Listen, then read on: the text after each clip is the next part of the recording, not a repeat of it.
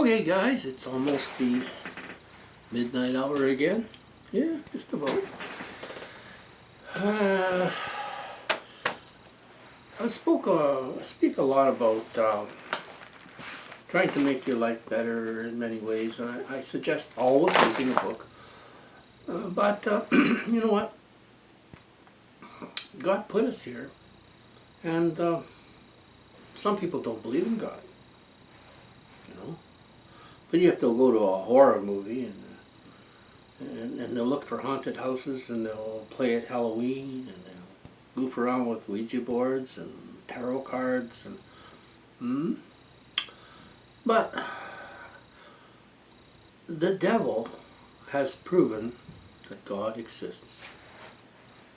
Proven to me that God exists. And as I said in my other video, a couple of videos ago, talking about my past, and we left a place called Lynn Lake, Manitoba when I was 4 years old. And I recall, I think one of my first recollections are that of actually fear was I was in this baby carriage apparently, and I recall, you know, they used to have those big baby carriages, you know, and I might have been old enough just to stand or crawl or something a little bit. But I recall I was out in the backyard someplace, and it was like I was trying to get up to look for Mama, you know.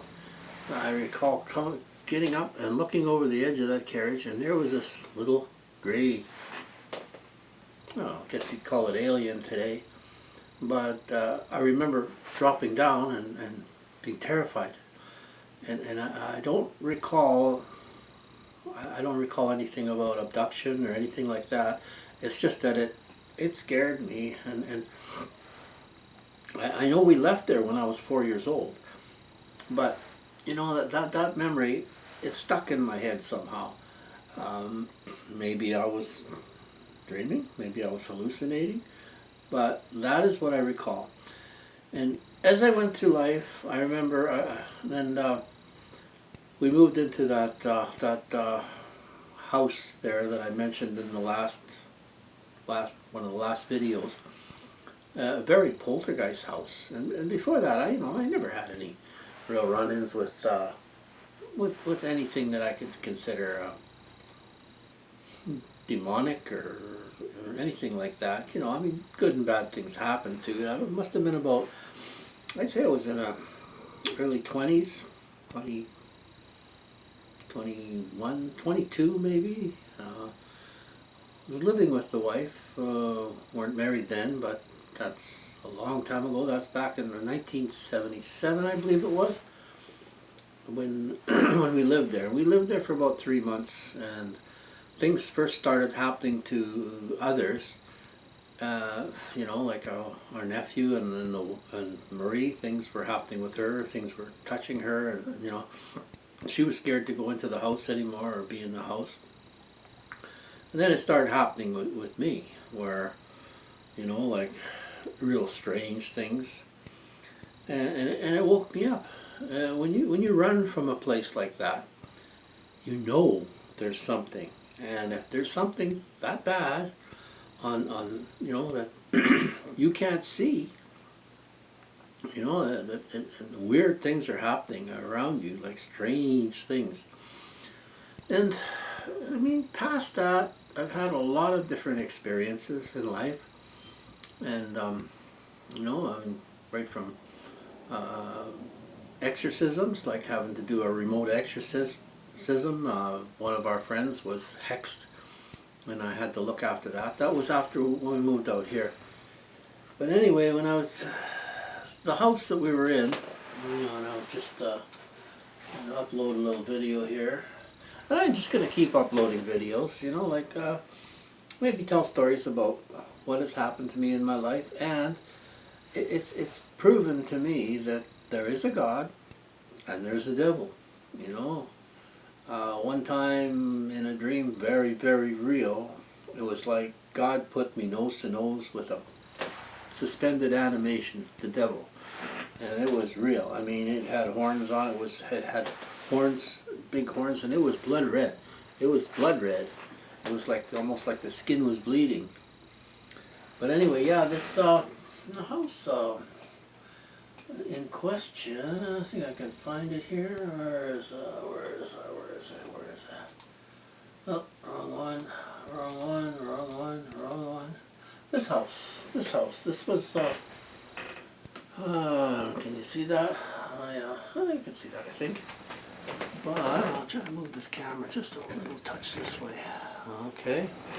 Now, this used to be a door here. Like I said, there was no fence here. There was a door here, a little set of steps that went into that thing. And when we were going through this, something's going on here. Too much. Short-circuited the amp a little bit, just on the wire. But anyway, it was like fresh bread cooking. That's what really shocked me after I had a little episode with something walking right past the bathroom door, like boom, boom, boom. Nobody in the house. And and before that the phone was ringing weird, and there was a voice on the end of the phone that sounded like an older woman's voice, but it wanted to kill me, and it didn't make any sense. It was like it just hated, and it terrified me. At first I thought, well, I'm probably playing a prank, but then it started ringing again, that phone like that, and it was ringing long, slow. Then it stopped ringing, and all of a sudden something boom, boom, and the door sounded like somebody walked in this door through the second into the kitchen, and then went around past, like, into the kitchen and into the dining room. And that was close to the bathroom door, and it was heavy, bang, bang footsteps, And here goes those goosebumps again. But since then, like lots of things have happened, and many things have happened that have proved to me that Satan exists. And if Satan exists, then there has to be a power on the other side too. And when all these things were happening to me, I actually phoned a church. It was a evangel church on Balmoral. And and I talked to whoever it was, a preacher or somebody on the other end, and I says, he was kind of listening to me, and I says, it doesn't sound like you believe me. Oh, yeah, I believe you. He says, but do you believe in God? I says, well, I believe in a higher power. And he said, I advise you to move out of the house. And I said, well, don't worry, I'm out of there. We're out of there. Well, we weren't out of there. The furniture was still there. And we moved out in droves, you can go back and watch the other video that told some of the story about what went on there. And some of the points I missed in there, after this bread was cooking and it knocked myself and my friend off of that little steps there. We walked up these steps. I gave him the key. I says, I'll be right behind you. When he opened the door, like this door, it opened to the outside. And when he opened that door, I'm telling you, it was like he opened an oven door with fresh bread cooking in it, we didn't even go in, it just like knocked us off the step. It was like oven door, the heat coming out of the oven door, and it was like there was fresh bread cooking in there, yeah. And my friend, all he said all the way back was holy F, holy F, holy. That's all he kept saying. And we've had the opportunities to go back in that house after, years later. Nobody'd go, and we had a couple of girls, they were going to school, St. James School they were going to, and the teacher there, they wanted to write a Halloween stories, like a story about Halloween. So I told these girls, they wrote the story, they wrote down what we dictated, told the story, and they won first prize. They did the best at it. And anyway, a couple of years later, I ran into this Mr. Kibsey in the county fair, and that Wayne my friend, was a security guard there, you know. And I said to this teacher, I says, you know what, that story that they wrote, I says, that was a true story. I says, we were there in that house. And I says, you see that security guard over there? He was there too. I says, let's go ask him. So we walked up to Wayne. And I says to Wayne, I says, this fellow wants to know about Rowan Street. And all Wayne did was he just shook his head and walked away, you know.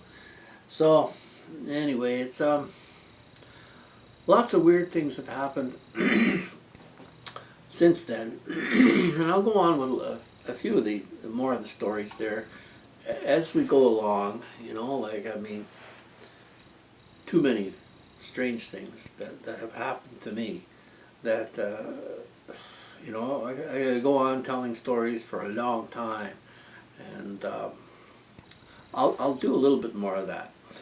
But you know what, we have to getting to real life here. That is real life, by the way. Satanic stuff and God stuff, those are real, you know. The spirit world is, I think, more real than what's around us, you know, because matter is like, it can't be changed. It can only be changed. It can't be created. It can't be destroyed. They only change from one form to another. You burn something, you got smoke and ash, you know, like, it's all energy, but it's very, very strange.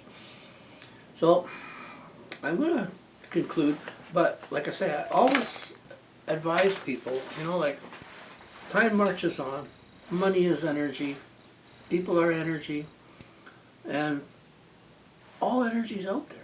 All energies, they say there's no free energy.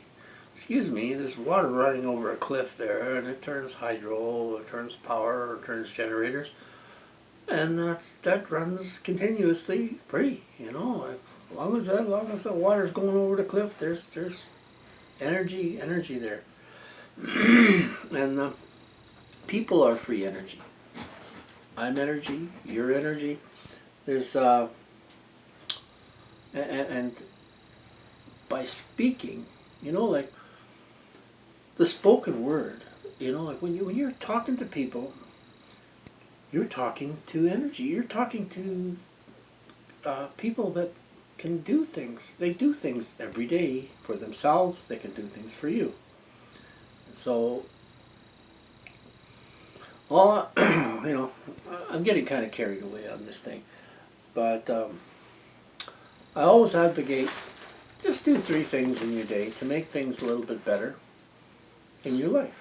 Do 3 things a day. Make lists. I got whole books, like, everything I did. It's a diary. Make a diary. Put down what you did in your day. Try to think of things you can do and that could make your life a little bit better, and try to do 3 things a day that, you know, that can do something for you.